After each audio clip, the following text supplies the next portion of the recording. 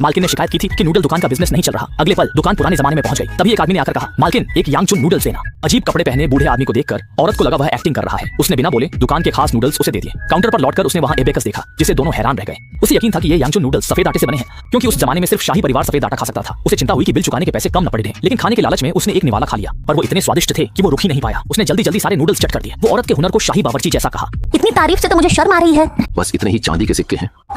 ये noodles 8 yuan के हैं। आप अली पैसे देंगे या वीचैट पैसे? उसने सिर उठाया तो देखा घबराया बूढ़ा आदमी भाग चुका था। चांदी का टुकड़ा देखकर औरत को लगा ये शूटिंग का प्रॉप है। वो बाहर भागी, लेकिन सुनहरी दीवार ने रोक लिया और वो बाहर नहीं जा सकी।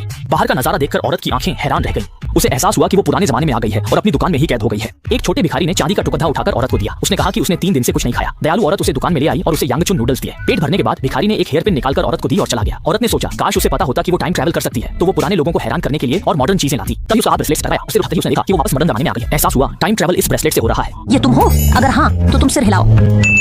ये सच में तुम हो? मेरे प्यारे खजाने, तुम्हारे होते हुए अब तो मैं जब चाहूँ आ जा सकती हूँ।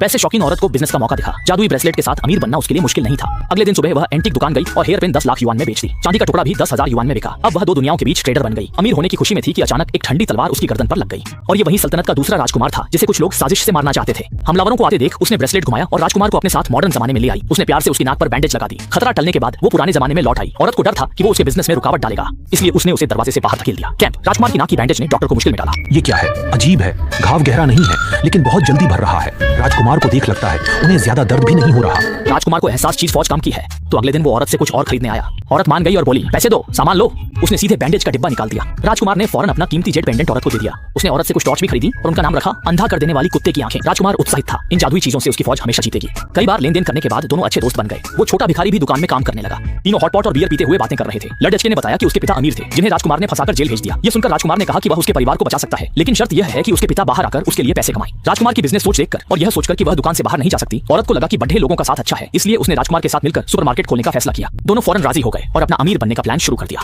काबिल राजकुमार पडेडी होस्ट की दुकान का मालिकाना हाक ले आया और औरत को बाहर देखने को कहा। औरत जानती थी कि वो बाहर नहीं जा सकती, इसलिए हिचकिचा रही थी। तभी दीवार गायब हो गई और औरत चमत्कार की तरह बाहर निकल गई। मैं सच में आखिरकार बाहर आ गई। तो ये बात है, मैंने देखा कि तुम हमेशा अपनी दुकान में ही रहती हो, कभी बाहर नहीं निकलती।